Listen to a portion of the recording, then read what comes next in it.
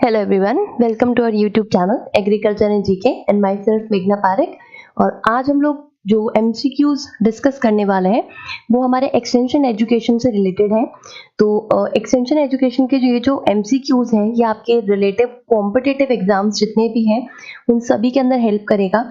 अगर आप न्यूट्रिशन के स्टूडेंट हैं तो भी उसके अंदर भी आएगा। आप अगर ASRB नेट की तैयारी कर रहे हैं, ICAR JRF की तैयारी कर रहे हैं, NTA UGC नेट की प्रिपरेशन कर रहे हैं, या फिर किसी भी असिस्टेंट प्रोफेसर के लिए, एसोसिएट प्रोफेसर के लिए किसी भी प्राइवेट कॉलेज में या फिर गवर्नमेंट कॉलेज के लिए प्रिपरेशन कर रहे हैं, एक्सटेंशन एजुकेशन वर्कर के जैसे काम कर रहे हैं या फिर रूरल एजुकेटर के जैसे काम करना चाहते हैं, तो ये जितने भी MCQ क्वेश्चंस हैं ये आप लोग को उन सभी एग्जाम्स के अंदर काफ़ी हेल्प करेंगे। तो आप लोग वीडियो लास्ट तक देखना तो आप सारे क्वेश्चंस को अच्छे से अंडरस्टैंड कर पाओगे। इस वीडियो के अंदर मैंने आप लोग के लिए बेसिक एक्सटेंशन से लेकर एडवांस लेवल तक के एक्सटेंशन के जितने भी क्वेश्चंस हैं वो सभी इंक्लूड करे हैं। तो इससे आपको एक बेसिक नॉलेज मिलेगी एक्सटेंशन एजुकेशन की। उसके साथ साथ में आपको उसमें और क्या क्या इंपॉर्टेंट पॉइंट्स हैं वो सारे भी पता चलेंगे। तो वीडियो स्टार्ट करने से पहले आप लोगों से रिक्वेस्ट है कि अगर आप लोग चैनल पे नए हैं तो प्लीज़ चैनल को लाइक कीजिए, शेयर कीजिए, सब्सक्राइब कीजिए और बेल आइकन दबाना मत भूलिएगा। इससे आप लोग को हमारे चैनल पे जब भी कोई नया लेसन आएगा उसका नोटिफिकेशन सबसे पहले मिलेगा। तो स्टार्ट करते हैं हम लोग हमारा वीडियो।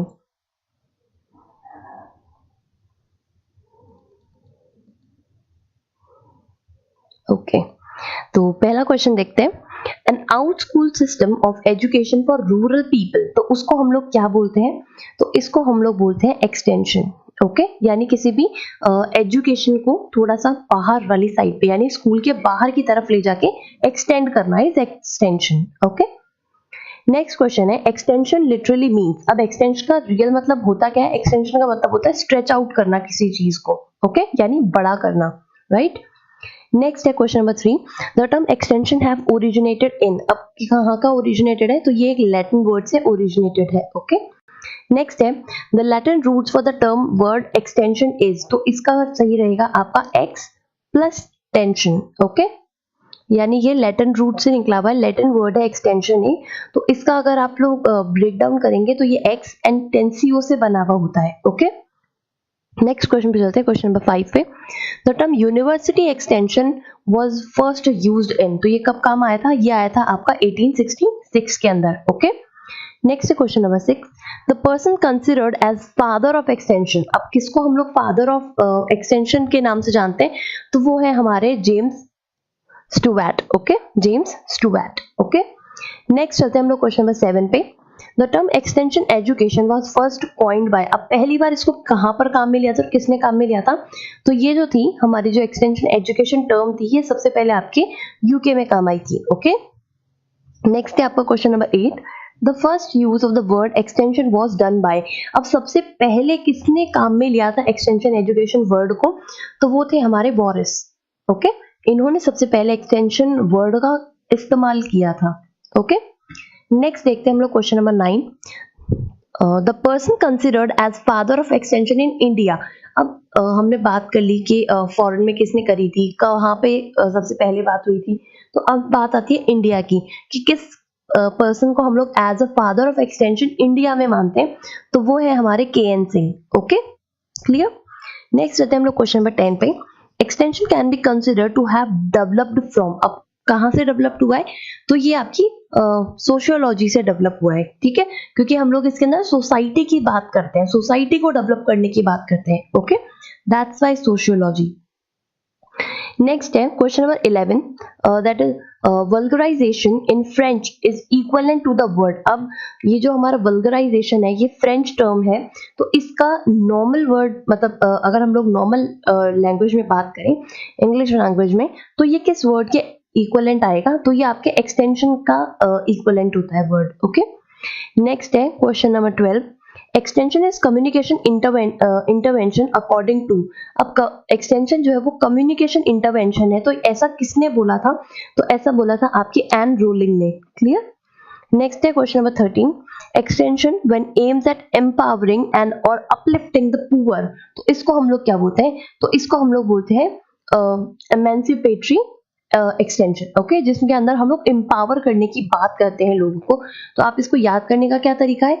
एम्पावर का EM ले लो तो यहाँ पे EM याद आ जाएगा आपको, ठीक है। और बाद में क्या है, पार्टिसिपेटरी जैसा है ये, ठीक है, MNC पेट्री एक्सटेंशन, ओके, जिसमें आप लोग एम्पावरमेंट की बात करते हैं लोगों की, ठीक है। नेक्स्ट चलते हैं हम लोग क्वेश्चन नंबर 14 पे। The Dutch word for extension वोल्डिशिंग मीन्स, तो अब इसका मतलब क्या होता है, तो इसका मतलब होता है लाइटिंग द पाथ, ओके, ये डच वर्ड है। नेक्स्ट आते हैं हम लोग क्वेश्चन नंबर 15 पे।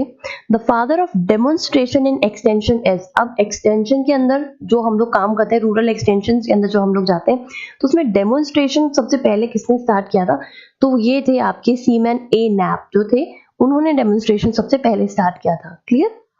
नेक्स्ट चलते हैं क्वेश्चन नंबर 16 पे। The use of computers in technology transfer, तो ये सबसे पहले कहाँ पे हुआ था, तो ये हुआ था आपका, इसको हम लोग क्या बोलते हैं, साइबर एक्सटेंशन, जहाँ पे कंप्यूटर और जो लेटेस्ट टेक्नोलॉजी है जिसको हम लोग काम में ले रहे हैं, लोगों को अंडरस्टैंड और एक्सटेंशन के अंदर जब काम में ले रहे हैं तो उसको क्या बोलते हैं हम लोग, साइबर एक्सटेंशन बोलते हैं, ओके। नेक्स्ट क्वेश्चन देखते हैं, question number 17। Extension can be considered as, अब एक्सटेंशन को हम लोग और क्या नाम से बोल सकते हैं, तो ये एक तरीके की टीचिंग एंड लर्निंग प्रोसेस भी होती है, ठीक है, क्योंकि इसमें जो एक्सटेंशन वर्कर होता है वो लोगों को समझाता है, ठीक है।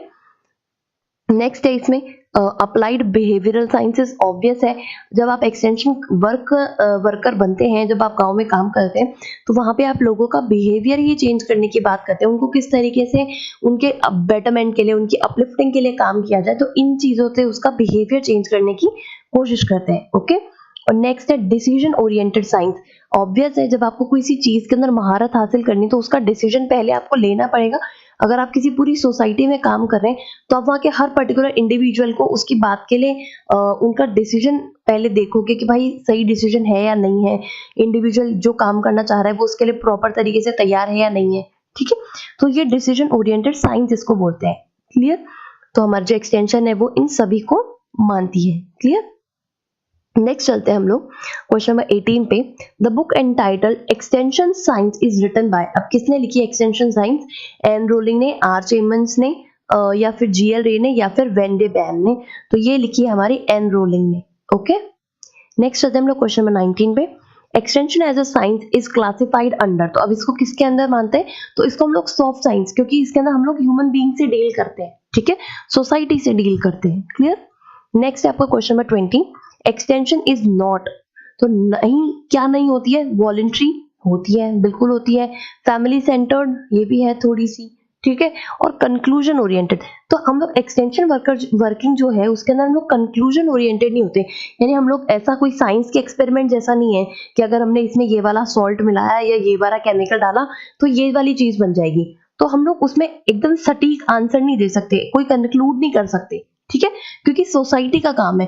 मान लो हमने सोचा कि हम लोग अनीमिया मुक्त भारत प्लान कर रहे हैं, तो जब नया नया उसको शुरू किया था, सोसाइटी में लागू किया, उसको एक्सटेंशन वर्कर के अंदर उनकी हेल्प लेके सोसाइटी में फैलाया, तो उनको पता थोड़ी था कि लिटरली बहुत बड़ा चीज हो जाएगी, हम लोग इतनी अच्छे तरीके से काम कर पाएंगे, उसके अंदर नहीं था ना, तो हम लोग उसमें कुछ भी कंक्लूजन नहीं दे सकते, हम उसको एक ओपन एंड पे छोड़ देते हैं कि हम लोग अभी ये काम कर रहे हैं, तो जैसे जैसे इसमें कुछ कुछ अच्छा होता जाएगा हम बताते जाएंगे, लेकिन हम एकदम ये नहीं बता सकते कि हमने 1 साल के अंदर इतना करना है, इतना करना ही है, कोई जरूरी नहीं है, क्योंकि आप सोसाइटी में काम कर रहे हो, ठीक है। तो इस वजह से इसको हम लोग कंक्लूजन ओरिएंटेड नहीं मानते एक्सटेंशन को, ओके। चलो, आई होप आपको सारी चीजें क्लियर हो रही होगी। अगर कोई भी डाउट आता है तो आप मुझे कमेंट सेक्शन में कमेंट कर सकते हो, मैं नेक्स्ट वीडियो के अंदर आपके कमेंट के अंदर जो भी प्रॉब्लम होगी उसको क्लियर कर दूंगी, ओके। चलो अब नेक्स्ट क्वेश्चन पे चलते हैं, क्वेश्चन नंबर 21 पे। Extension can be considered as a, अब एक्सटेंशन क्या होती है, एक सर्विस भी है, बिल्कुल है, एक प्रोफेशन भी है, ठीक है, क्योंकि आजकल बहुत अच्छा स्कोप है एक्सटेंशन के अंदर, अगर आप लोग जाना चाहते हैं, एक्सटेंशन वर्कर बनना चाहते हैं, आजकल अलग से रूरल डेवलपमेंट की, रूरल मैनेजमेंट की अलग से उसके अंदर मास्टर्स होने लगी है, काफी सारी यूनिवर्सिटीज हैं जो इस तरीके के कोर्सेज अवेलेबल करवा रही है, ओके। और ये हमारे एक्सटेंशन जो है वो एक डिसिप्लिन भी है, डिसिप्लिन यानी जो हम लोग पढ़ रहे हैं, जैसे आप लोग BSc में पढ़ते हैं तो आप लोग nutrition, human development, extension education सारा पढ़ते हैं, MSc एक्सटेंशन के अंदर अलग से होती है, ठीक है, तो ये सारी चीजें एक डिसिप्लिन के अंदर आती है, क्लियर। तो हमारा एक्सटेंशन जो है वो ये सारी चीजों का मिला हुआ है, क्लियर। नेक्स्ट है question number 22, extension basically is two way process between. अब ये टू वे प्रोसेस है किस किस के बीच में, तो ये हमारे फार्मर और रिसर्चर्स के बीच में। अब देखो कैसे फार्मर और रिसर्चर, हम एक सोसाइटी में काम करते हैं, ठीक है, तो हमारे जो रूरल एजुकेटर्स हैं या फिर हमारे जो एक्सटेंशन वर्कर्स हैं, है ना, तो ये लोग जो हैं ये एक तरीके से हमारा मिडवे, देखो ये 3 स्टेजेस पे चलता है। सबसे पहले कोई रिसर्चर होगा या फिर गवर्नमेंट की बात करें तो कोई पॉलिसी मेकर होगा, ठीक है। फिर ये लोग ने कोई पॉलिसी बनाई तो इस वक्त पे फिर सेकंड लेवल पे कौन आएंगे, हमारे एक्सटेंशन वर्कर्स आएंगे, ठीक है। फिर थर्ड लेवल पे कौन आएंगे, हमारे फार्मर्स आएंगे या फिर हमारी सोसाइटी आएगी। क्लियर? तो ये इस तरीके से एक फ्लो चार्ट में चलते हैं कि इन्होंने अपनी रिसर्च करी, जैसे मान लो कोई सॉइल डेवलपमेंट का है या फिर फार्मर्स के लिए कोई नया क्रॉप डिजाइन किया है, कोई नई सीड डिजाइन करे हैं, ठीक है। तो उस तरीके से तो हमारे रिसर्चर ने वो चीज को प्लान करी, फिर उन्होंने एक्सटेंशन वर्कर को बोला कि भाई ये बहुत अच्छी चीज है, आप अगर फार्मर्स को इस चीज के बारे में समझाएंगे, उनको अच्छे से इसको यूटिलाइज करना सिखाएंगे, है ना, तो उनके ही बेटरमेंट की बात है। तो ये बात एक्सटेंशन वर्कर के पास आएगी। फिर एक्सटेंशन वर्कर जो है वो लास्ट में आके अपने फार्मर्स को, अपनी सोसाइटी में उस चीज को स्प्रेड करेंगे, ठीक है। तो ये एक तरीके का टू वे प्रोसेस कैसे होगा कि इन्होंने इनको बताया और फिर लास्ट में अगर इनकी रिजल्ट अच्छे रहेंगे तो ये फार्मर जो है वो एक्सटेंशन वर्कर को बताएंगे और फिर ये लास्ट वाले जो है एक्सटेंशन वर्कर जो है वो अपने रिसर्चर्स को या फिर पॉलिसी मेकर्स को बताएंगे, ठीक है। तो ये टू वे प्रोसेस, यानी इधर से इधर भी आ रहा है और इधर से उधर भी जा रहा है, ठीक है। आई होप आपको क्लियर हो गया होगा टू वे प्रोसेस कैसे हो गया, क्लियर। चलो नेक्स्ट चलते हैं हम लोग क्वेश्चन नंबर 23 पे, extension that emphasise on human resource development. तो ऐसी एक्सटेंशन जो कि ह्यूमन रिसोर्स डेवलपमेंट करती है तो उसको हम लोग क्या बोलते हैं, एमेंसिपेटरी एक्सटेंशन, फॉर्मेटिव या इंफॉर्मेटिव या फिर परसुएसिव। तो इसको हम लोग बोलते हैं फॉर्मेटिव एक्सटेंशन, ठीक है। एमेंसिपेटरी जो एक्सटेंशन थी वो हमने अभी देखी थी, जिसमें हम लोगों ने पुअर के अपलिफ्टमेंट की बात करी थी, ठीक है। आई होप आपको क्लियर हो गई होगी। और फॉर्मेटिव हमारी हो गई है जिसके अंदर हम लोग ह्यूमन रिसोर्स डेवलपमेंट की बात करते हैं, क्लियर। चलो नेक्स्ट देखते हैं question number 24, extension when used as a policy instrument for achieving societal objects. तो इसको हम लोग क्या बोलते हैं, तो इसको हम लोग बोलते हैं परसुएसिव एक्सटेंशन, ठीक है। यानी पॉलिसीज को परसुएट करवाना है, लोगों को बताना है, ठीक है, क्लियर। नेक्स्ट है हमारी question number 25, extension that moves beyond the traditional crop production technologies to include all the land based activities. तो इसको हम लोग क्या बोलते हैं, इसको हम लोग बोलते हैं ब्रॉड बेस्ड एक्सटेंशन, ठीक है। यानी एक बहुत ही छोटी सी जगह को छोड़ के एक बड़े लैंड के ऊपर बड़ी एक्टिविटी प्लान करना इज हमारा broad based extension, okay, clear. Next है question number 26, farmers first model was propose. अब फार्मर्स का पहला मॉडल जो था वो किसने प्रपोज किया था, तो वो क्या था, हमारे रॉबर्ट चेम्बर्स ने, ओके। नेक्स्ट है question number 27, extension as an instrument for helping people to make well considered choice. तो इसको हम लोग क्या बोलते हैं, एमेंसिपेटरी, फॉर्मेटिव, इंफॉर्मेटिव या फिर परसुएसिव। अब देखो आपको एमेंसिपेटरी का मतलब पता है, ठीक है, फॉर्मेटिव एक्सटेंशन का मतलब पता है, ठीक है, और अभी हमने ऊपर बात करी थी परसुएसिव की, तो हमें तीनों तरीके के एक्सटेंशन का पता है। तो ऑब्वियस है डाउट में क्या आई, इंफॉर्मेटिव वाली आई। तो इस वक्त पे जो हमारी वेल कंसिडर्ड चॉइसेस के बारे में हमारी हेल्प करते हैं तो उसको हम लोग बोलते हैं informative extension, okay. I hope इस वीडियो को अगर आप देखेंगे तो इससे आपको सारे एक्सटेंशन की टाइप भी क्लियर हो जाएंगे, क्लियर। चलो नेक्स्ट चलते हैं, the instrument used by extension to bring changes. अब कौन सा लेके आते हैं, तो जब एक्सटेंशन वर्कर्स होते हैं उनकी कम्युनिकेशन स्किल जो है वो बहुत अच्छी होनी चाहिए ताकि उस सोसाइटी में जितने लोग बैठे हैं वो उनके साथ में एंगेज कर सके उनको, ठीक है। यानी एक ऐसी पर्सन होना चाहिए बोलने वाला जिसकी बोलने के अंदर इतनी पावर हो, इतनी इन्फ्लुएंस हो कि आप जो सामने लोग बैठे ना वैसे उठ के जाने ना लगे, आप कुछ बोल रहे हो तो आपकी बात को बैठ के सुने कि ओ यार ये कितना अच्छा बोल रहे हैं या कितना इंपॉर्टेंट बोल रहे हैं, ठीक है। तो एक्सटेंशन एजुकेशन जो है उनका जो सबसे बड़ा टूल होता है या इंस्ट्रूमेंट होता है या हथियार होता है सोसाइटी में काम करने के लिए, वो होती है उनकी communication skills, okay. I hope आपको क्लियर हो गया होगा। नेक्स्ट होता है हम लोग क्वेश्चन नंबर 29 पे, extension can be effective only through. अब ये इफेक्टिव कैसे होती है, वॉलंटरी चेंजेस से, डेमोक्रेटिक चेंजेस से, ऑटोक्रेटिव या फिर परसुएसिव। तो इसके अंदर सब आपका एक्सटेंशन का काम जो है वो सबसे जरूरी क्या है कि आप वहाँ के लोगों को आप जो चीज उनके लिए लेके आए हो, जैसे कोई नए सीड्स ही लेके आए हो, ठीक है, तो जब तक सामने वाला फार्मर जो है वो वॉलंटरी आपके पास आएगा नहीं, आपको बोलेगा नहीं कि हाँ साहब मैं आपके ये जो नए आपने बीज बनाए वो मैं काम में लेना चाहता हूँ, तो वो जब तक वो वॉलंटरी नहीं आएगा आप उन पे जबरदस्ती थोप नहीं सकते उन चीजों को, ठीक है, क्योंकि आपका काम सिर्फ उनको एजुकेट करना है, सिर्फ कम्युनिकेट करना है। अब आगे का जो सेकंड हैंड जो टू वे वाला प्रोसेस है उसमें वो सामने वाला पर्सन भी तो तैयार होना चाहिए ना।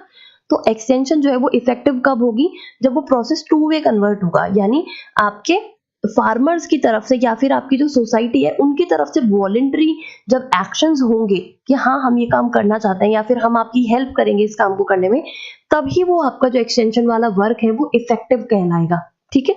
तो इसके अंदर इफेक्टिव कब होगा, जब वॉलंटरी चेंजेस आएंगे। क्लियर, चलो नेक्स्ट चलते हैं क्वेश्चन नंबर 30 पे। The main mode of extension in the farmers first model is, अब मेन मोड क्या था उसके अंदर, तो ये था हमारा फार्मर टू फार्मर का मॉडल था, ओके। नेक्स्ट है चैलेंजिंग द प्रोफेशनल्स, ये बुक किसने लिखी थी, तो ये भी हमारी रॉबर्ट चेम्बर्स ने लिखी थी, ओके।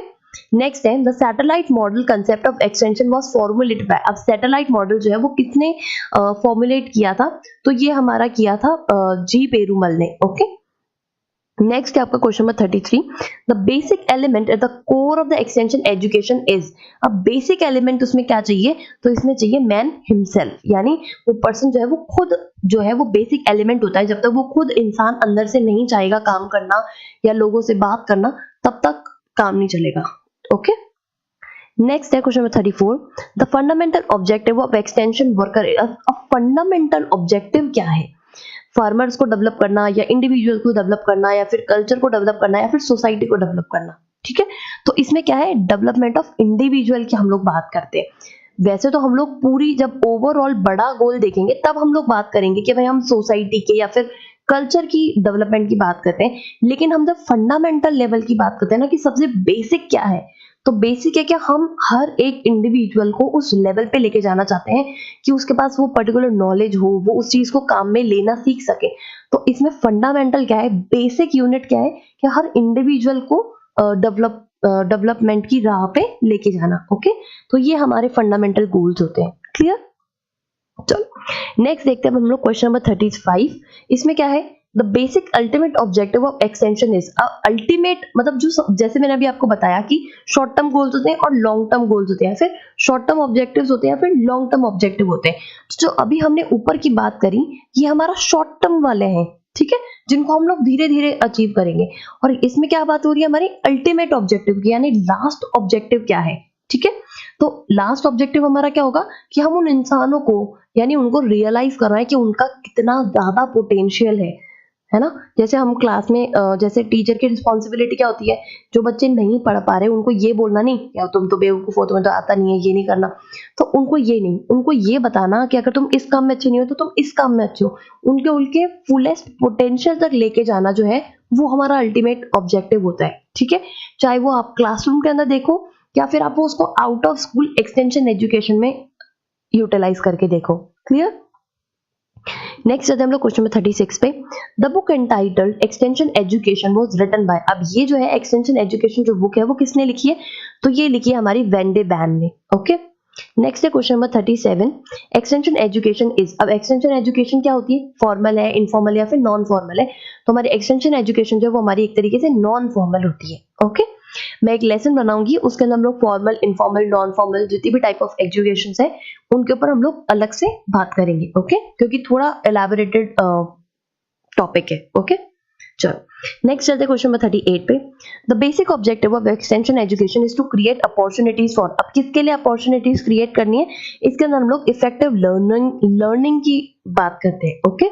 बेसिक ऑब्जेक्टिव क्या होती है एक्सटेंशन एजुकेशन के, तो वो होती है हमारी इफेक्टिव लर्निंग की। क्लियर, नेक्स्ट है question number 39, the basic logical application in extension education is, application क्या क्या होती है जबकि इंडिकेटिव लॉजिक्स जब आते हैं तब, ओके।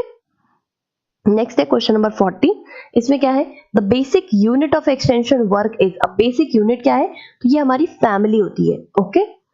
क्लियर, नेक्स्ट है आपका क्वेश्चन नंबर 41। एग्रीकल्चरल एक्सटेंशन जो है वो किसके साथ डील करता है? फार्मर्स के साथ, चेंज एजेंट्स के साथ, या फिर फार्मर्स एंड चेंज एजेंट्स के साथ। तो हम लोग जब एग्रीकल्चर की बात करते हैं तो उसके अंदर हमारी बेसिक यूनिट जो होती है वो हमारे फार्मर्स होते हैं, ठीक है। यानी हम लोग एग्रीकल्चर एक्सटेंशन में सिर्फ फार्मर्स के साथ ही डील करते हैं। क्लियर? नेक्स्ट है आपका question number 42। An extension worker help farmers to attain desirable changes in his, अब किसमें? टेम्परामेंट में, बिहेवियर में, हेल्थ में, वेल्थ में। तो हम लोग बात करते हैं उनके बिहेवियरल चेंज की। ओके, नेक्स्ट है question number 43। Leadership development in extension is, अब लीडरशिप डेवलपमेंट एक्सटेंशन में क्या होती है? तो क्या होती है? अ मीन्स होती है, एन एंड होती है, बोथ मीन्स एंड एंड होती है। तो ये एक तरीके की मीन होती है, ठीक है, यानी जो कि हम लोग धीरे धीरे उनके अंदर लेके आना चाहते हैं। ओके, नेक्स्ट है question number 44। Most useful leader in agricultural extension is, तो अब इसमें हम लोग बात करी थी वॉलंटियरशिप की। तो कौन सा लीडर सबसे ज्यादा यूजफुल होगा जो कि खुद आगे बढ़कर हमारे साथ में काम करना चाहेगा? ओके, वॉलंटरी लीडर्स की। नेक्स्ट है question number 45। N extension worker is a, अब एक्सटेंशन वर्कर क्या होता है? प्रोफेशनल लीडर, ले लीडर, लोकल लीडर या फिर वॉलंटरी लीडर। तो एक्सटेंशन वर्कर की बात हो रही है यहाँ पे, ठीक है। तो वर्कर क्या होता है? एक प्रोफेशनल लीडर होता है। क्यों? क्योंकि हम लोग डिग्री होल्डर्स हैं, है ना, तो हम लोग प्रोफेशनल लेवल पे किसी चीज को अप्लाई करना जानते हैं, ठीक है। और गांव में जो काम कर रहे हैं उसके लिए हमने उनके लिए बात करी है, वो जो है वॉलंटरी लीडर्स होते हैं। ओके, और हम लोग क्या होते हैं? प्रोफेशनल लीडर्स होते हैं, क्योंकि हमने उस चीज को बहुत बेसिक से और बहुत थरोली पढ़ा होता है। ओके, नेक्स्ट है question number 46। An extension agent is considered to be, अब क्या बोलते हैं उसको? पर्सनल कॉस्मोपॉलिटन, इंटरपर्सनल कॉस्मोपॉलिटन, या फिर पर्सनल लोकलाइट, या फिर इम्पर्सनल लोकलाइट। तो इसको हम लोग बोलते हैं personal cosmopolite. Okay, clear? Next है question number 47. An internal state which stimulate the individual to carry out certain activity is, तो इसको क्या बोलते हैं?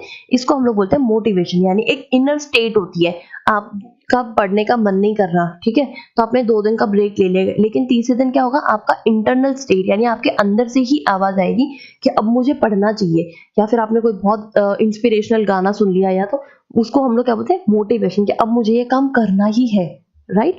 तो ये हमारी एक इनर स्टेट होती है कुछ भी काम करने के लिए। क्लियर? नेक्स्ट है question number 48। The motivational type most important for extension is, अब किस तरीके का मोटिवेशन जो एक्सटेंशन में काम आता है? तो ये होता है हमारा इंट्रिंसिक मोटिवेशन।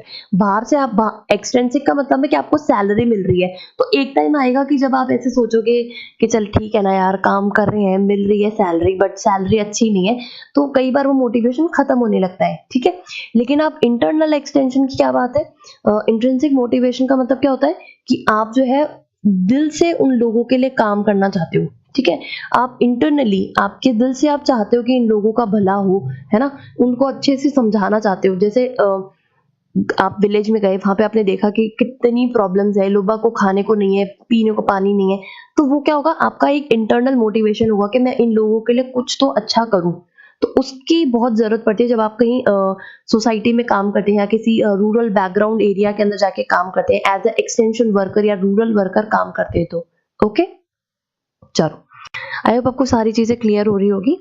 नेक्स्ट चलते हैं हम लोग क्वेश्चन नंबर 49 पे।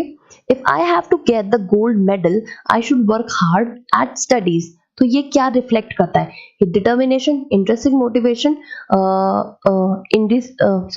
इंडस्ट्रियलनेस, या फिर एक्सटेंसिक मोटिवेशन। अब देखो इसमें क्या है? गोल्ड मेडल आ गया, ठीक है।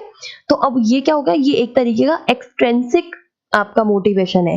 जैसे मैंने अभी ऊपर सैलरी की बात करी थी, है ना, तो सैलरी ले लो, चाहे मेडल ले लो, चाहे सर्टिफिकेट ले लो, ठीक है, कुछ भी ले लो आप लोग, तो उसके अंदर क्या है ना, ये एक आपका क्या होगा? एक्सट्रेंसिक चीज जो है, एक्सट्रेंसिक प्रेशर है आपके ऊपर कि अगर मुझे ये चीज चाहिए तो मुझे इसके लिए ये काम करना ही पड़ेगा।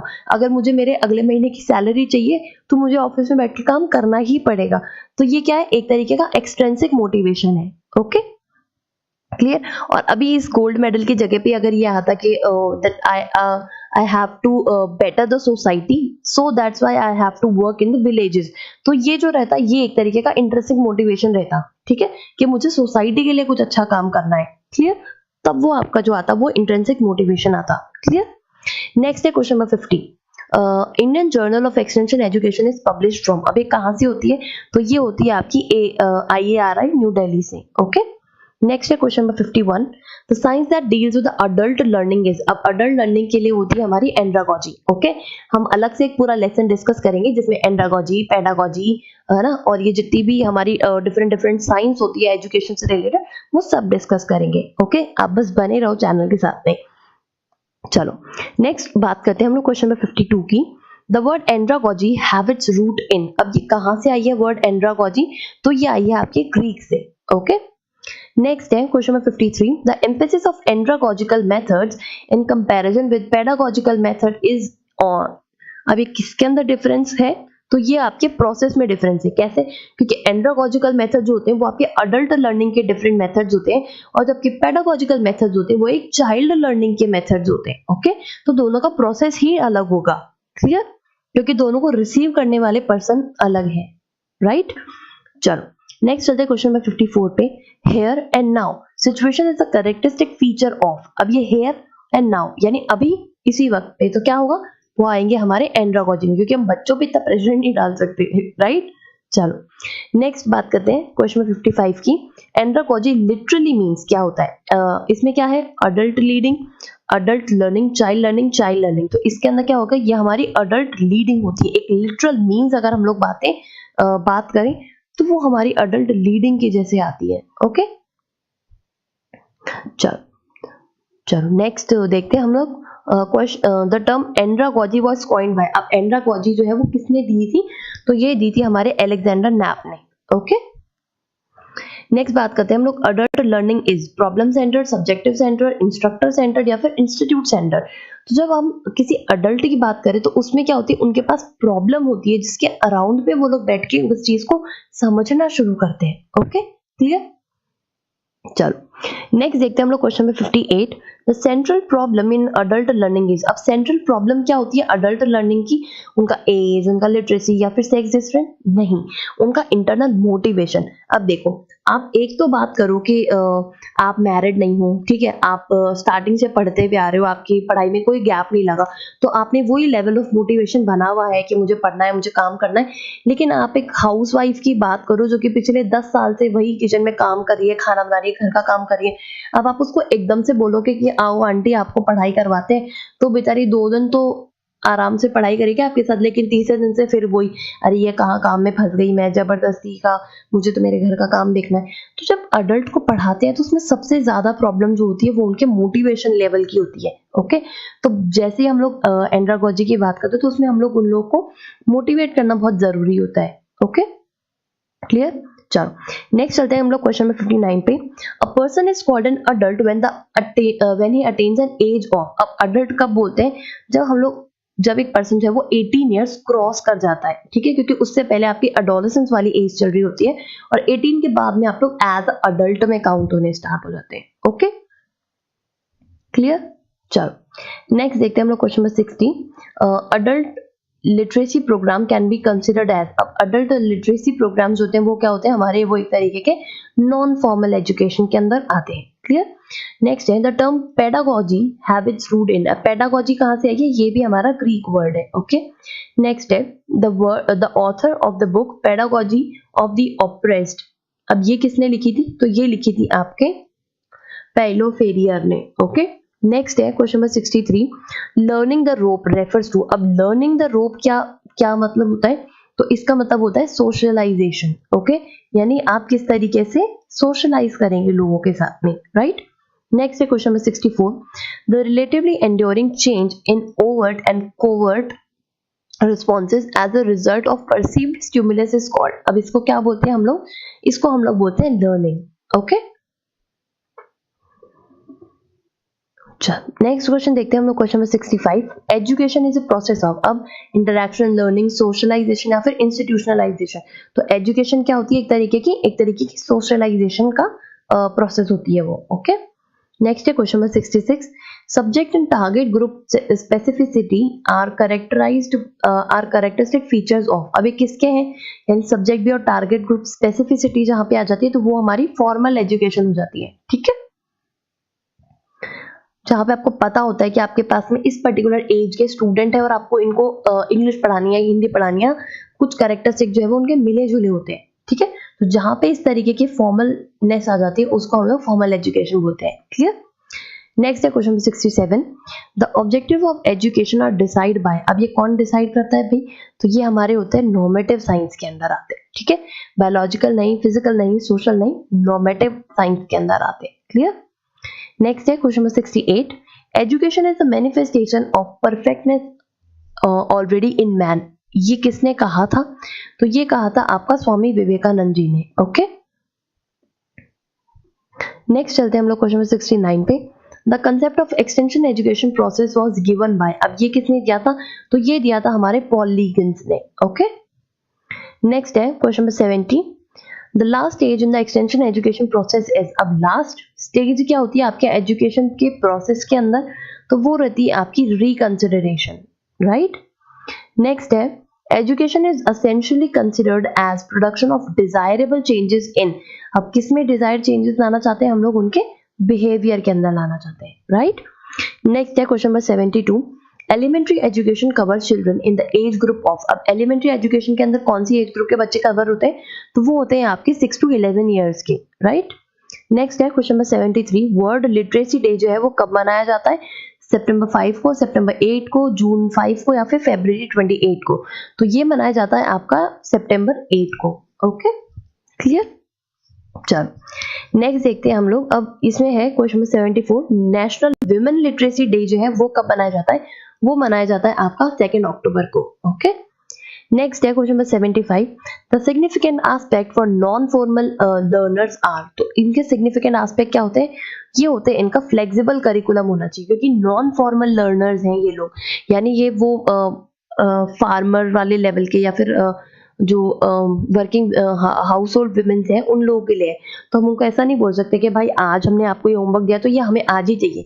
उनके लिए करिकुलम थोड़ा सा फ्लेक्सिबल हमें बनाना पड़ता है। Okay, right? नेक्स्ट देखते हैं अब हम लोग question number 76, the process of arranging situation in which things to be learn are called to be attention for the learners, their interest developed, desired aroused and action promoted. तो अब ये क्या promote करते हैं? तो ये हमारी टीचिंग होती है। ओके, नेक्स्ट है आपका question number 77, the steps in extension teaching was put forward bye. अब ये जो स्टेप्स थे हमारे पूरे एक्सटेंशन टीचिंग के जो हम डिस्कस करेंगे, ये किसने दिए थे? तो ये हमारे दिए थे विल्सन एंड गर्ग ने। ओके, नेक्स्ट है question number 78, steps in teaching is shortly called as. अब जो जितने भी स्टेप्स है हमारे टीचिंग के अंदर उनको शॉर्ट फॉर्म में क्या बोलते हैं? AITA, AIDCAS, नेक्स्ट है KPDC या फिर AIDACS। तो ये जो है हमारा ऑप्शन नंबर बी जो है वो एकदम करेक्ट हो जाएगा। ओके, नेक्स्ट है आपका question number 79, in extension teaching the teacher should first know. अब एक्सटेंशन एजुकेशन के अंदर अगर आप पढ़ाने जा रहे हो एज अ टीचर तो आपको क्या पता होना चाहिए? सबसे पहले आपकी इंपॉर्टेंट चीज क्या है? उनका एटीट्यूड पता होना चाहिए। ठीक है, क्योंकि ये आपको ध्यान रखने की, क्योंकि सब्जेक्ट मैटर आपको पता होगा, टीचिंग एड आप बना लोगे, कहाँ पे पढ़ाना है वो भी आपको पता होगा, लेकिन सामने वाला इंसान का एटीट्यूड कैसा है, क्या वो सीखना चाहता है या नहीं चाहता है, वो आपको सबसे पहले जानना पड़ेगा।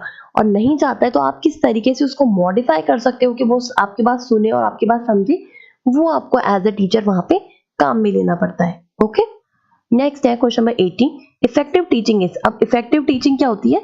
जिसके अंदर हम उनका बिहेवियर चेंज कर सके, है ना, जिसमें हम लोग वहां के लोगों को ट्रांसफॉर्म कर सके। अब ट्रांसफॉर्म कब होंगे? जब उनके बिहेवियर चेंज होगा या फिर उनका एटीट्यूड चेंज होगा। राइट? चलो, आई होप आपको सारी चीजें क्लियर हो रही होगी। नेक्स्ट आते हैं हम लोग क्वेश्चन नंबर 81 पे। इसमें क्या है? Learning is an internal process mainly control by. अब लर्निंग जब वो इंटरनल प्रोसेस है, अब इसको कौन कंट्रोल करता है? तो इसको लर्नर खुद कंट्रोल करता है। ठीक है, क्योंकि जैसे मैं आपकी टीचर हूँ, आप मेरे सारे लर्नर्स हो, राइट? तो अब ये आपके ऊपर डिपेंड करता है कि आप मेरा वीडियो पूरा देखते हो या नहीं देखते, और देख के भी कुछ समझते हो या नहीं समझते। तो ये आपका एक इंटरनल प्रोसेस है। अगर आप पढ़ना चाहते हो, अगर आप अपना एग्जाम क्लियर करना चाहते हो तो आप वीडियो पूरा देखोगे, बल्कि जो पुराने मैंने जितने भी लेसन करवाए हैं वो सारे लेसन भी बैठ के देखोगे, बार बार रिपीट पे देखोगे, अपने नोट्स बनाओगे, उनको याद करोगे। तो ये आपका इंटरनल प्रोसेस है। और एक इंसान ऐसा है कि हाँ चल ठीक है देख लिया, हाँ ठीक है देखा जाएगा कैसा पेपर होता है, कब होता है। तो ये बस ये सिर्फ एक लर्नर ही कंट्रोल कर सकता है। राइट? चलो नेक्स्ट क्वेश्चन पे चलते हैं हम लोग, क्वेश्चन 82 पे।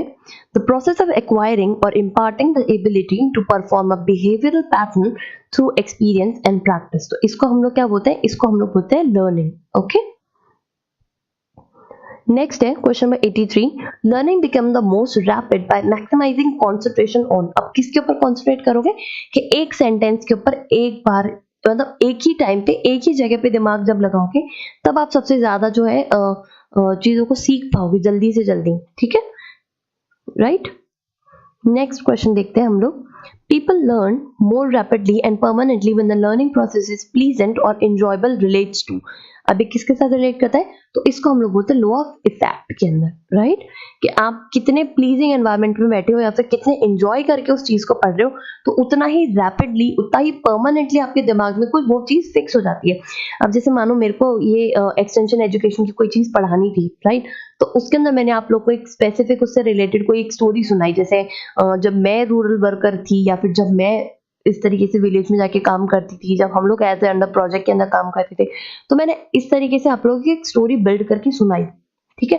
तो वो जो स्टोरी है ना वो आपको हमेशा याद रहेगी, और उसमें मैंने जितने भी पॉइंट आपको कवर करवाए होंगे ना, चाहे वो मेरी टीचिंग एड के होंगे या फिर मैंने किस तरीके से लोगों के साथ बात करी उससे होंगे, तो वो सारी चीजें आपके दिमाग में परमानेंटली फिट हो जाएगी, राइट। तो इसको हम लोग बोलते हैं लॉ ऑफ इफेक्ट, राइट। चल नेक्स्ट है अब to do, by doing, for doing are fundamental objective of, अब ये किसके ऑब्जेक्टिव्स होते हैं, तो ये हमारे लर्निंग के ऑब्जेक्टिव्स होते हैं। ओके, नेक्स्ट है आपका question number 86। Bond theory was advocated by, अब बॉन्ड थ्योरी जब वो किसने बताई थी हमें, तो वो बताई थी हमें E.L. थॉर्नडाइक ने। ओके, नेक्स्ट है आपका question number 87। The learning curve in teaching follows S shape, U shape, V shape या फिर इन्वर्टेड यू शेप, तो ये जो हमारा लर्निंग कर्व होता है वो हमारा सिग्मोइडल कर्व के अंदर चलता है। कूल। नेक्स्ट है हमारा question number 88। The experimental technique for learning emphasis on, अभी किस पे एम्फेसिस करते हैं, ये करते हैं हमारे यूज ऑफ स्टिमुलेटिंग गेम्स के साथ में। ओके, नेक्स्ट है question number 89। Progressive behaviour adaptation of an individual is to stimulation to a stimulus is called, तो इसको क्या बोलते हैं, इसको हम लोग बोलते हैं लर्निंग। ओके, अब देखो अगर आप ये वीडियो पूरा ध्यान से देखोगे ना तो आप इसके अंदर लर्निंग की ऑलमोस्ट आपको 3 से 4 अलग अलग डेफिनेशन, अलग अलग पॉइंट्स कवर हो जाएंगे, ठीक है। चल नेक्स्ट क्वेश्चन देखते हैं, question number 90। Learning that suddenly appears when a reward or incentive is performed for performance is given, तो इसको क्या बोलते हैं हम लोग, तो इसको हम लोग बोलते हैं लेटेंट लर्निंग, राइट। अब जैसे आपको पता है कि अगर आप लोगों ने आप लोगों के लिए रिवॉर्ड रखा है कि आप लोगों ने आज एक चैप्टर कंप्लीट कर लिया तो मम्मी ने आपको एक चॉकलेट दे दी, ठीक है, तो ये क्या रहेगा, ये एक तरह की आपकी लेटेंट लर्निंग रहेगी। क्यों, क्योंकि आपको पता है कि इसके लिए मुझे कोई ना कोई रिवॉर्ड या फिर इंसेंटिव मिलेगा कि मैंने ये अच्छा काम किया है, राइट। नेक्स्ट है question number 91। The general approach in progressive mode of learning is, अब जनरल अप्रोच क्या रहती है, तो ये रहती है हमारी पैटर्नलिस्टिक। ओके, यानी हम लोग इसके अंदर थोड़ी सी पैटर्न के साथ के अंदर और थोड़ी क्या बोलते हैं हम लोग अथॉरिटेटिव जो हमारी पर्सपेक्टिव रहता है उसके अंदर हम लोग इसके अंदर काम करते हैं। ओके, नेक्स्ट है question number 92। Who is considered as the father of learning, अब फादर ऑफ लर्निंग कौन है हमारे, वो होते हैं हमारे E.L. थॉर्नडाइक। ओके, नेक्स्ट है question 93। Which of the following is not an approach to education? Conventional, pre conventional, progressive या फिर लिबरेटिंग, तो इसके अंदर जो हमारी प्री कन्वेंशनल, प्री वोकेशनल वाली जो है ये हमारी लर्निंग की जो अप्रोच नहीं होती है एजुकेशन की, ठीक है। बाकी कन्वेंशनल, प्रोग्रेसिव और लिबरेटिंग जो है वो हमारी होती है, प्री वोकेशनल है क्योंकि ये, राइट। नेक्स्ट है question number 94। Who among the following is the first to note the phenomena of adult education? Robert Davis, Paul Leagans, Thomas Pell और के.एन. सिंह, तो इसके अंदर जो हमारे थॉमस पेल थे उन्होंने सबसे पहले ये फिनोमेना नोट किया था अडल्ट एजुकेशन का। ओके, नेक्स्ट है question number 95। Life long process of learning happening through daily experiences and exposure, तो इसको हम लोग क्या बोलते हैं, जब हमारी डेली लाइफ से हम लोग कुछ ना कुछ सीख रहे होते हैं तो इसको हम लोग बोलते हैं हमारी इनफॉर्मल एजुकेशन। ओके, नेक्स्ट है question number 96। Effective teaching and learning is a matter of, अब इफेक्टिव लर्निंग क्या होती है, चांस और लक पे डिपेंड करती है, नहीं, डिजाइन और इफेक्ट्स पे डिपेंड करती है, मटेरियल और नॉन मटेरियल पे करती है या फिर फॉर्मल और इनफॉर्मल पे करती है। तो ये आपके डिजाइन और इफेक्ट पे डिपेंड करती है कि आपने कितना इफेक्टिव तरीके से अपनी क्लास में पढ़ाया है, कितने अच्छे तरीके से उनको नोट्स बनवाए हैं या फिर समझाया है ब्लैक बोर्ड पे। ओके, तो उसके अंदर आपकी इफेक्टिव टीचिंग आती है। ओके, नेक्स्ट है question number 97, education is shaped by. अब एजुकेशन किसने शेप करी है? टीचर ने, स्टूडेंट ने, सोसाइटी ने या फिर नॉलेज ने? तो एजुकेशन जो है वो हमारी सोसाइटी ने करी है कि अगर आप इस तरीके से पढ़ोगे ये तो वियर्ड चीज है, इसको छोड़ो। ठीक है, बस इतना ध्यान रखो, एजुकेशन किसने शेप करी है? सोसाइटी ने शेप करी। ओके, 98 पे चलते हैं। New learning must be related to old. अब इस प्रिंसिपल को हम लोग क्या बोलते हैं? जिसके हम लोग ये बात करते हैं कि पहले अगर बच्चे को पता है कि भाई ए फॉर एप्पल होता है, तो अगर उसके आगे बढ़ना है तो हमको पहले उसको ये याद दिलाना पड़ेगा कि देखो तुम्हें बताया था ना कि ए फॉर एप्पल होता है, तो अब याद करो कि बी फॉर बॉल होती है। ओके, तो इस चीज को रिलेट करके पढ़ाने वाले प्रिंसिपल को क्या बोलते हैं हम लोग? इसको हम लोग बोलते हैं प्रिंसिपल ऑफ एसोसिएशन। यानी अगर किसी इंडिविजुअल को पता है कि एक चीज जो है वो इस तरीके से होती है, ठीक है, तो अगर हमको ये चीज याद दिलानी है कि ये वाली जो चीज है इसके अंदर ऐसे होगा, राइट, तो इसको हम लोग एसोसिएट करके पढ़ाएंगे कि देखो इसमें ऐसा हुआ था ना, तो अब इसके अंदर अगर इसके साथ साथ में ये भी कर दोगे तो ये ऐसा हो जाएगा, राइट। तो इसको हमने एसोसिएट करके पढ़ाया है, तो इसको हम लोग बोलते हैं प्रिंसिपल ऑफ एसोसिएशन, राइट। चलो नेक्स्ट देखते हैं question number 99, learning must result in functional understanding of. तो इस प्रोसेस को हम लोग क्या बोलते हैं? इसको प्रोसेस को हम लोग बोलते हैं प्रिंसिपल ऑफ प्रैक्टिस, जिसमें आपको प्रैक्टिस करनी होती है, राइट, ताकि आप उसको अच्छे से अंडरस्टैंड कर सको। नेक्स्ट है question number 100, learning must make sense to the learner. अब इस प्रिंसिपल को हम लोग क्या बोलते हैं? इस प्रिंसिपल को हम लोग बोलते हैं प्रिंसिपल ऑफ क्लैरिटी। यानी जब लर्नर उस चीज को समझ रहा है तो उसके लिए वो चीज सेंस करनी चाहिए। ऐसा नहीं कि आप कुछ भी मनगढ़ंत बकवास मारे जा रहे हो, वो बच्चा रिलेट ही नहीं कर पा रहा आपकी बातों से, ठीक है। तो आपको हमेशा सेंस वाली बात बोलनी है ताकि उन बच्चों के दिमाग में वो चीज क्लियर रहे। क्लियर? चलो नेक्स्ट है question number 101, cone of experience classifies the instructional method according to. अब आपने जो ये एडगर डेल का कोन ऑफ एक्सपीरियंस पढ़ा होगा, है ना? नहीं पढ़ा तो मैं इसके ऊपर क्लास लूंगी पूरी, काफी अच्छे से आप लोग को समझाऊंगी, फिर आप भूलोगे नहीं इसको कभी भी, ठीक है। तो जब इस कोन ऑफ एक्सपीरियंस के अंदर जो इंस्ट्रक्शनल मेथड्स है उनको किस लेवल पे क्लासिफाई किया है, तो इनको उन्होंने जो था वो उनके एक्सपीरियंशियल करेक्टनेस के हिसाब से क्लासिफाई किया था। ओके, नेक्स्ट है the cone of experience was given by. अब देखो मैंने अभी नाम बोला था कि किसने दिया है कोन ऑफ एक्सपीरियंस, वो हमें दिया है एडगर डेल ने। ओके, नेक्स्ट है question number 103, the type of experience a farmer have when he saw wheat in line under the supervision of extension worker. तो ये जब उसने ऐसा कुछ देखा तो उसको क्या हुई होगी? उसको बोलते हैं हम लोग इनएक्टिव एक्सपीरियंसेस। ओके, नेक्स्ट है आपका question number 104, when a person is involved in ionic experiences या फिर लर्निंग अकर्स थ्रू। कब कोई इंसान किसी एक्सपीरियंस के साथ में उस चीज को अगर सीखता है तो इसको हम लोग क्या बोलते हैं?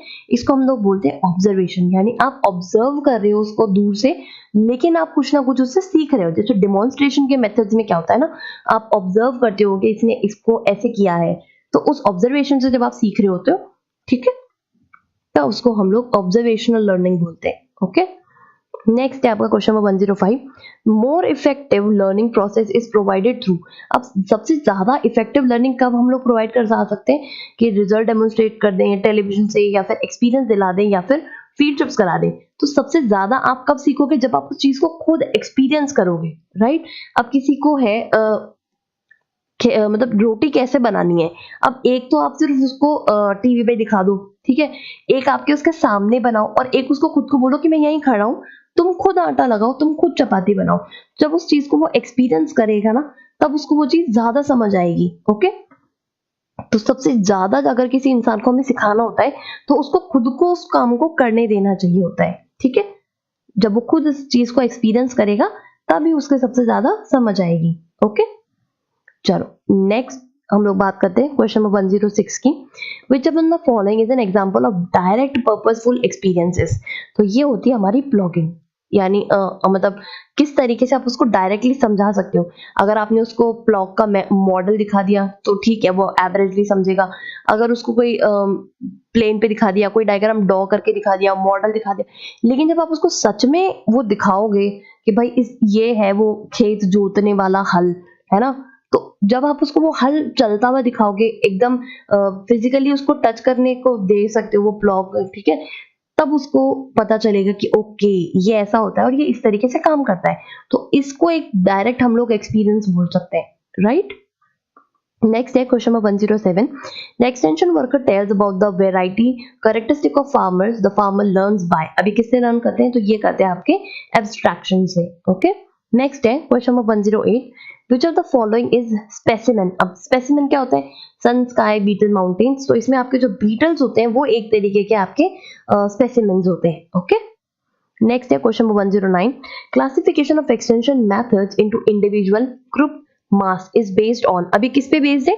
तो ये बेस्ड होते हैं आपके उनके यूजेस के ऊपर, कि आप उन मेथड्स को इंडिविजुअल के लिए अप्लाई कर रहे हो या ग्रुप के लिए कर रहे हो या फिर मासेस के लिए कर रहे हो, ओके। नेक्स्ट है आपका question number 110। Under limited resources of man power, time and money we should select. अब किस तरीके की चीजें हमें सेलेक्ट करनी चाहिए? इंडिविजुअल कॉन्टैक्ट मेथड या फिर मास कॉन्टैक्ट। अब आपके पास देखो 1 घंटे का ही टाइम है, बहुत सारे लोगों को समझाना है, लेकिन आपके साथ में काम करने वाले लोग कम है और आपको पैसे भी कम ही मिले, तो आप क्या करोगे? एक बड़ी सी जगह आपके विलेज में ढूंढोगे, वहां पे आप खुद खड़े होगे, ब्लैक बोर्ड और चौक लोगे और फिर आप उस पूरे के पूरी जनता को एक साथ एंगेज करके और उनको समझाओगे, ठीक है। तो इससे आपका टाइम भी बच जाएगा, आपका मैन पावर बच जाएगा, आपकी मनी भी बच जाएगी, ओके। तो इस टाइम पे हम लोग क्या काम मिलेंगे? मास कॉन्टैक्ट मेथड काम मिलेंगे, ओके। नेक्स्ट है आपका question 111। An extension method that can be considered both spoken and visual. तो इसको हम लोग क्या बोलते हैं? ये होते हैं हमारे कैंपेन्स, राइट। क्योंकि यहाँ पे ऑडियो विजुअल एड तो दिए हुए नहीं है, तो अगर वो होते तो हम लोग उसमें ऑडियो विजुअल एड काम में ले लेते, ठीक है। लेकिन जब हम लोग यहाँ पे कैंपेन्स दिए हुए, कैंपेन्स हमारे उसके अंदर हम लोग बोलते भी हैं, उनको दिखा भी देते हैं, ठीक है। चलो नेक्स्ट है question number 112। Flag method is considered as. अब फ्लैग मेथड जो है वो हमारा एक तरीके का सिर्फ स्पोकन मेथड होता है, ओके। क्वेश्चन 113 क्या बोलता है? Agricultural clinic is considered as classified under. अब एग्रीकल्चरल क्लिनिक किसके अंदर आते हैं? तो ये आते हैं आपके इंडिविजुअल कॉन्टैक्ट मेथड्स के अंदर, ओके। नेक्स्ट है आपका question 114। Pre Patrick team meeting is classified under. अब ये किसके अंदर आते हैं? ये आती है आपकी ग्रुप कॉन्टैक्ट मीटिंग, जैसे आपके जीडीज होती है ना, ग्रुप डिस्कशन जैसी, तो ये उस तरीके की ग्रुप पर्टिकुलर टीम मीटिंग्स होती हैं एक तरीके की, ओके। तो इसके अंदर हमारी पूरी टीम होती है, जैसे 5 जनों की, 10 जनों की, तो वो मीटिंग हमारी इसके अंदर होती है, ओके। तो एक तरीके का छोटा ग्रुप मीटिंग्स हो जाएगी। नेक्स्ट है आपका question number 115। Educational television is classified under. अब एजुकेशनल टेलीविजन किसके अंदर आएगा? तो ये आपका ब्रॉडकास्ट मीडिया के अंदर आएगा, राइट, क्योंकि ब्रॉडकास्ट होता है बड़े लेवल के ऊपर, राइट। नेक्स्ट है 116। To get first hand knowledge on a farm situation we use. अब वो फर्स्ट हैंड नॉलेज यानी खुद जाके बात करनी है, तो उसके अंदर क्या होगा? Farm and visit, home visits होंगी। जब हमको उनके मुंह से सुनना है, हमें फर्स्ट हैंड नॉलेज चाहिए, हमें किसी की लिखी हुई, किसी की बताई हुई नहीं चाहिए, उनसे खुद जाके जब हम मिलेंगे तब हमें फर्स्ट हैंड नॉलेज मिलेगी, ओके।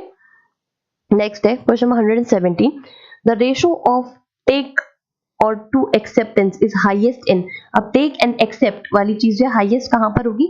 वो रहेगी आपकी फार्म एंड होम विजिट्स के अंदर, राइट। नेक्स्ट है question number 118। Media form is classified under. अब मीडिया फॉर्म जो है वो कहां पर क्लासिफाई करी गई है? वो आपके ग्रुप कॉन्टैक्ट मेथड के अंदर क्लासिफाई होंगी, ओके, क्योंकि ब्रॉडकास्ट बड़े लेवल पे होता है, राइट। नेक्स्ट है आपका question number 119। When the farmers meet the extension worker at his work place. तो इसको हम लोग क्या बोलेंगे? इसको हम लोग बोलेंगे फार्मर्स कॉल, ठीक है। यानी फार्मर खुद जा रहा है उस एक्सटेंशन वर्कर से मिलने के लिए जहां पर वो काम करता है, ओके। नेक्स्ट है आपका question number 120। The facility development and extended to individual farmers for diagnosis and treatment of the farm problem through specialist advice। तो इसको हम लोग क्या बोलते हैं? ये होते हैं हमारे फार्म क्लिनिक्स, ओके। नेक्स्ट है the extension method that act as a safety valve in reducing tension. तो इसको हम लोग क्या बोलते हैं? ग्रुप डिस्कशन, ठीक है। इसके अंदर लोग सबके साथ बैठकर डिस्कस करेंगे, तो हमारे जो भी अगर कोई प्रॉब्लम आ रही है तो वो रिड्यूस करने की, क्योंकि सबके दिमाग में अलग तरीके से मेथड्स आते हैं, राइट। नेक्स्ट है आपका question number 122, the best extension method suited for all situation is. तो देखो डेमोन्स्ट्रेशन अलग लेवल पे काम आएगा, कैंपेनिंग अलग लेवल पे काम आएगी, और फार्म पब्लिकेशन जो है वो अलग लेवल पे काम आएंगे। तो ऐसा कोई मेथड नहीं होता एक्सटेंशन के अंदर जो कि हर सिचुएशन में सूट बैठे, नहीं, क्योंकि हर सिचुएशन अलग तरीके की होती है, उसको हैंडल करने का तरीका भी अलग लेवल का होता है। ओके, तो इसमें हम लोग लगाएंगे none of these. Okay, next है आपका question number 123, the letter written by the extension worker to particular farmer in connection with an extension activity. तो इसको हम लोग क्या बोलते हैं, ये होती है हमारी पर्सनल लेटर्स, ठीक है, क्योंकि एक वो पर्टिकुलर फार्मर को लिख रहा है, ना कि वो पूरे गांव को लिख रहा है। ओके, नेक्स्ट है question number 122, method demonstration aims more at improving ones. तो इसके अंदर क्या आएगा, तो किसको इंप्रूव करने के लिए हम लोग काम करें, ये होती है हमारी मोटर स्किल्स के लिए, क्योंकि हम लोग उसमें डेमोन्स्ट्रेट करके दिखा रहे हैं, तो हाथ पांव चल रहे हैं उसमें हमारे। Okay, that's why motor skills. Next है question number 125, to show the relative worth of the new practice the extension method just suited is. तो किसको सूट करेगा, ये हमारे रिजल्ट डेमोन्स्ट्रेशन के लिए आएगा। ओके, चलो नेक्स्ट है question number 126, sharing of ideas, facts, opinions, information and understanding is referred as. तो अभी इसको क्या होगा, जब हम लोग कोई चीज को शेयर करते हैं तो उसको हम लोग कम्युनिकेशन बोलते हैं। ठीक है, एक तरीके से कम्युनिकेशन की डेफिनेशन ही हो गई ना कि sharing of ideas, fact, opinion, information and understanding. तो ये क्या होती है, हमारी कम्युनिकेशन होती है, राइट। नेक्स्ट है question number 127, the English equivalent of the word communist. अब कम्युनिस्ट का मतलब क्या होता है, कॉमन। जब आप कम्युनिकेशन का स्प्लिट करोगे ना कम्युनिकेशन को, तो ये कम्युनिस्ट दो वर्ड से मिलके बना हुआ होता है ये, ठीक है, जिसमें से जो पहला वर्ड है कम्युनिस्ट, उसका मतलब क्या होता है, कॉमन। ओके, चलो नेक्स्ट देखते हैं हम लोग question number 128, the word communication have originated from. अभी कहां से आया है, ये हमारा कम्युनिकेशन जो है वो हमारे लैटिन वर्ड से ओरिजिनेट हुआ है, जो कि मैंने अभी आपको बताया कम्युनिस्ट, जिसका मतलब होता है कॉमन। ओके, नेक्स्ट है question 129, the most basic function of communication. अब कम्युनिकेशन का बेसिक फंक्शन क्या होता है, लोगों को इन्फ्लुएंस करने का। ओके, नेक्स्ट है 130, कम्युनिकेशन इज मोर मीनिंगफुल। अब सबसे ज्यादा मीनिंगफुल कब होगा, जब वो एक्सचेंज होगी उसके अंदर हमारी फैक्ट्स और फीलिंग्स की, यानी जब बात होगी हमारी। ओके, नेक्स्ट है क्वेश्चन 131, लेवल्स ऑफ कम्युनिकेशन। अब कम्युनिकेशन कहाँ पे हो सकता है, वो कन्वेंशनल भी हो सकता है, वो एक्सप्लोरेटरी भी हो सकता है, वो पार्टिसिपेटिव भी हो सकता है। ओके, यानी कम्युनिकेशन जो है वो किसी भी काम, किसी भी जगह पे हो सकता है। ओके, किसी भी लेवल पे हो सकता है। नेक्स्ट है question 132, on which level communication is fact and problem oriented. किस लेवल पे होता है, जब हम किसी चीज को एक्सप्लोर कर रहे होते हैं, यानी जब हम प्रॉब्लम देख रहे होते हैं, ओके, तब हम उसको एक्सप्लोर कर रहे होते हैं, तब वो हमारे प्रॉब्लम ओरिएंटेड लेवल पे होता है। ओके, नेक्स्ट है question number 133, the essence of communication. अब कम्युनिकेशन का एसेंस क्या होता है, तो वो होते हैं हमारी शेयरिंग एंड अंडरस्टैंडिंग। ओके, यानी शेयर, अपनी अंडरस्टैंडिंग्स को शेयर करना, राइट। नेक्स्ट है question number 134, the art of communication is. अब आर्ट ऑफ कम्युनिकेशन जो है वो क्या होती है, जिसमें सुनते भी हो आप बैठ के। कम्युनिकेशन का मतलब ये नहीं होता कि आपसे बकवास करते जाओ, बोलते जाओ बोलते जाओ। मैं हमेशा आपको ये बोलती हूँ ना कि अगर आपको कुछ भी समझ नहीं आ रहा है, किसी भी चीज के अंदर डाउट है, तो आप प्लीज मुझे कमेंट सेक्शन में कमेंट करना। इसका मतलब क्या है कि मैं लिसन करने के लिए भी तैयार हूँ, यानी आप लोग की बात भी सुन रही हूँ, राइट। तो ये होती है पूरी कम्युनिकेशन। जब तक आप लोग मुझे कमेंट नहीं करोगे तब तक हमारा कम्युनिकेशन कंप्लीट नहीं होगा, यानी टू वे नहीं होगा। ओके, तो कम्युनिकेशन में जितना बोलना जरूरी है उतना ही सुनना भी जरूरी है। ओके, नेक्स्ट है question number 135, the actual physical product of source encounter is. तो ये होती है हमारी मैसेज। ओके, नेक्स्ट है हमारा question number 136, the basic characteristic of a good message is. अब क्या होना चाहिए, तो टाइमलाइंस भी होनी चाहिए, उसमें स्पेसिफिसिटी होनी चाहिए, या फिर क्रेडिबिलिटी भी होनी ही चाहिए जब आप कोई मैसेज भेजते हैं तो। ओके, तो ये हमारे सारे कैरेक्टरिस्टिक आपके मैसेज में होने चाहिए, राइट। नेक्स्ट है the 3 important dimension of message include. अब मैसेज के 3 इंपॉर्टेंट डायमेंशंस कौन कौन से हैं, तो वो हमारा कोड, कंटेंट एंड ट्रीटमेंट होता है। ओके, नेक्स्ट है question number 138, the way in which message is handled before placing in the channel is called. तो वो होती है हमारी ट्रीटमेंट। ओके, नेक्स्ट है the link that connects the source and the receiver is, तो उसको हम लोग क्या बोलते हैं, उसको हम लोग बोलते हैं चैनल, यानी जिसके थ्रू हमारा जो प्रोवाइडर है उसका प्रोवाइड किया हुआ मैसेज उसके रिसीवर तक पहुंच जाए, तो वो लिंक कौन करता है, वो हमारा चैनल करता है। ओके, नेक्स्ट है question number 140, television is primary अब टेलीविजन जो है वो हमारा क्या होता है, वो एक मीडियम है जिसके थ्रू हमारा मैसेज जो है लोगों तक पहुंच रहा है। ओके, नेक्स्ट है question number 141, the most important element in the communication process is, most important element क्या होता है कम्युनिकेशन का, वो होता है हमारा रिसीवर। ओके, जब तक उसके पास पहुंचेगा नहीं तब तक हमारा मैसेज करना वेस्ट है, राइट। नेक्स्ट है question number 142, action reaction interdependence in communication is, तो इसको क्या बोलते हैं, ये हमारा फीडबैक होता है, यानी इधर से मैंने आपको मैसेज पहुंचाया, आपने उसको रिसीव किया, एनालाइज किया, समझ किए, और फिर मुझे आपने वापस से फीडबैक दिया, राइट।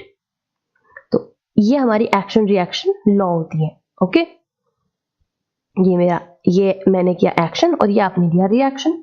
कूल। नेक्स्ट है क्वेश्चन नंबर 143, इसमें क्या है, trustworthiness and competence are element of, अभी किसके एलिमेंट्स हैं, तो ये हमारे क्रेडिबिलिटी के एलिमेंट्स होते हैं। ओके, नेक्स्ट है, which of the following is not communication process, कौन सा नहीं है, सोर्स, एनकोडिंग, ट्रांसमिशन और मीटिंग्स, तो हमारी जो मीटिंग्स होती है वो हमारे कम्युनिकेशन प्रोसेस का कोई पार्ट नहीं है। ओके, नेक्स्ट है आपका question number 145, communication process is stabilised by, आप किससे स्टेबलाइज करते हैं, तब तक जब हमारा फीडबैक आता है तब हमारा जो कम्युनिकेशन प्रोसेस है वो स्टेबलाइज होता है। ओके, नेक्स्ट है question number 146, the types audience suited for communication process is called, तो इसको हम लोग क्या बोलते हैं, एक्टिव ऑडियंस, राइट। नेक्स्ट है question number 147, acceptance and rejections are the one of the kind of, अब ये क्या होते हैं, ये हमारे फीडबैक्स होते हैं। अगर आपको मेरा वीडियो बनाया हुआ अच्छा लगा तो आप मुझे कमेंट करके बताओगे, है ना, कि मैम अच्छा वीडियो था, थैंक यू, या फिर हमें कुछ डाउट आया, ठीक है। तो और कुछ लोग ऐसे भी होंगे कि है ना ये क्या बकवास है, तो उसको क्या बोलते हैं हम लोग, वो हमारा रिजेक्शन रहेगा। लेकिन दोनों चीजों से मुझे क्या पता चलेगी कि आपको मेरी चीज एक्सेप्ट ज्यादा हुई या फिर रिजेक्ट ज्यादा हुई। जैसे हम लोग लाइक की बात करते हैं, तो अगर जैसे आपने वीडियो देखा तो उस पर अगर मेरे लाइक के जो मतलब जो लाइक का सिंबल है उसके ऊपर मान लो आप लोगों ने काफी सारे अच्छे सारे लाइक मिले, ठीक है, और जो डिसलाइक वाला है उसके ऊपर मुझे 2 या 3 डिसलाइक आए, तो मुझे उससे पता चल जाएगा ना कि लोगों को जो है वो मेरा वीडियो पसंद आ रहा है, ठीक है। तो एक्सेप्टेंस और रिजेक्शन दोनों क्या होते हैं, एक तरीके का फीडबैक होता है, जिससे आपको ये पता चलता है कि आपने कहाँ पे कमी छोड़ दी और आपको कहाँ पे ले जाके किस चीज को और अच्छा करना है, राइट। चलो नेक्स्ट देखते हैं question number 148, attitude of communication source is important for the point of view, अब किसके पॉइंट ऑफ व्यू से इंपॉर्टेंट है, तो ये होते हैं हमारे सेल्फ, ऑडियंस और कंटेंट के एटीट्यूड की तरफ से, राइट। नेक्स्ट है question number 149, the degree to which individual involve in communication act differ in certain characteristics, तो इसको हम लोग क्या बोलते हैं, इसको हम लोग बोलते हैं हेट्रोफिली। ओके, नेक्स्ट है आपका question number 150, communication skills that get emphasised on listening and reading, तो अब ये कौन सा होता है, ये आपके रहते हैं डिकोडिंग, यानी जब आपको मैसेज पहुंच गया तब आप उसको डिकोड करोगे, जब आप उसको सुनोगे या पढ़ोगे, राइट, तो आप उसको डिकोड कर रहे हो, क्लियर। नेक्स्ट है question number 151, Election Commission of India, that is ECI, has recognized as JJP, that is Jan Nayak Janta Party, as state party in which state, अभी किसकी होती है, तो ये है हमारी हरियाणा की पार्टी। ओके, नेक्स्ट है question number 152, Yoshihiro Nakasone, who passed away recently, was the former PM of which country, तो कहाँ के थे वो थे हमारे जापान के। ओके, नेक्स्ट है आपका question number 153, Angad Veer Singh Bajwa is associated with which sport, तो ये किससे एसोसिएट हुए हुए, तो ये है आपके शूटिंग से एसोसिएटेड। ओके, नेक्स्ट है 154, who has become fastest man to reach 7000 test runs, कौन पहुंचा है, ये पहुंचे हमारे स्टीव स्मिथ। ओके, नेक्स्ट है 155, noted theatre assistant Paramanand Sahu who pass away recently was from which state, तो ये कहाँ के थे, ये हमारे ओडिशा से थे। ओके, नेक्स्ट है आपका question number 156, who is the author of the book the legacy of militancy in Punjab, long road to normalcy, तो ये किसने लिखी थी? ये लिखी थी हमारे दोना सूरी ने। ओके, नेक्स्ट है क्वेश्चन नंबर 157, सूची सूत्रा संज्ञाकाई is the scientific name of which of this species, तो ये किसका नाम है? ये आपके फिशेस जो होती है उनकी एक स्पीशी है, उसका साइंटिफिक नेम है। ओके, नेक्स्ट है आपका question number 158, Akkitham Achuthan Namboothiri. Guys I am really sorry for the pronunciation, actually ये थोड़ा सा वियर्ड से ही नाम है, तो आप लोग प्लीज दोबारा देख लेना इसको, ठीक है। Who has been chosen for the 55th जनपद award is associated to which language? अब ये किसकी है? तो ये एक मलयाली वर्ड है, और मैं मलयालम बिल्कुल नहीं हूँ, तो मुझे तो वर्ड भी नहीं बोला जाएगा तो प्लीज नो ऑफेंसेस। तो अगर किसी को सही प्रोनाउंसिएशन आता है तो प्लीज मुझे कमेंट सेक्शन में कमेंट करके बता देना, okay, so that I correct the things.